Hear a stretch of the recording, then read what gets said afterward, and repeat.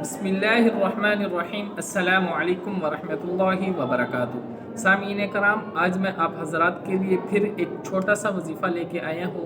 ये क़ुरान मजीद का वजीफ़ा है।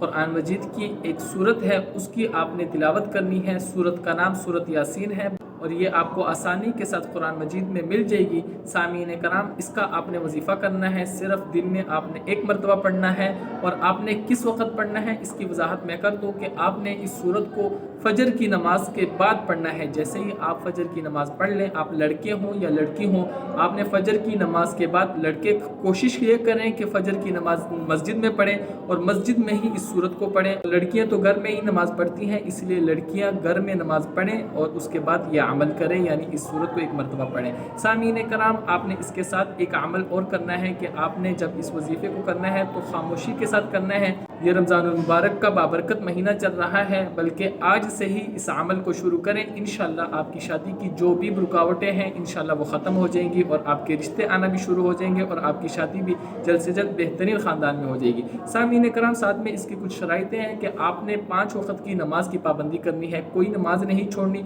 और दूसरी शर्त यह है कि आपने गुनाहों से बचने की कोशिश करनी है। सामीन कराम, इस अमल के साथ यानी इस वजीफ़े के साथ आप ये 2 काम भी जारी रखेंगे तो इंशाअल्लाह इस वजीफ़े में इतना असर होगा और इतनी ताकत आएगी कि आपको इस वजीफ़े की बरकत से अपने मकसद में भी कामयाब हो जाएंगे, अपनी मुराद में भी कामयाब हो जाएंगे। जो भी आपकी ख्वाहिश होगी अल्लाह ताला उसको पूरा फरमा देंगे। आपके रिश्ते नहीं आ रहे वो भी हो जाएगी, आपकी शादी नहीं हो रही वो भी अल्लाह ताला करवा देंगे। सामीन कराम, शादी के हवाले से कोई भी रुकावट होगी अल्लाह ताला वो ख़त्म फरमा देंगे। सामीन कराम, आपने क्या करना है, सुबह फजर की नमाज़ पढ़नी है और उसके बाद आपने सूरत यासीन को एक मरतबा पढ़ना है और उसके अलावा आपने 5 वक़्त की नमाज की पाबंदी करनी है और गुनाहों से बचने की कोशिश करनी है। कोई भी गुनाह नहीं करना, कोई गुनाह हो जाए उस पर फ़ौरन अल्लाह ताला से माफ़ी मांगे। सामीन कराम, ख़ुद भी इस अमल को करें और ऐसे लोग जिनकी शादी नहीं हो रही, शादी के हवाले से वो परेशान हैं, उनको भी ये वजीफ़ा बताइए ताकि आप भी इस कार खैर में शरीक हो जाएँ। आखिर में इजाज़त चाहता हूँ, दुआओं की दरख्वास्त। अस्सलामु अलैकुम वरहमतुल्लाह।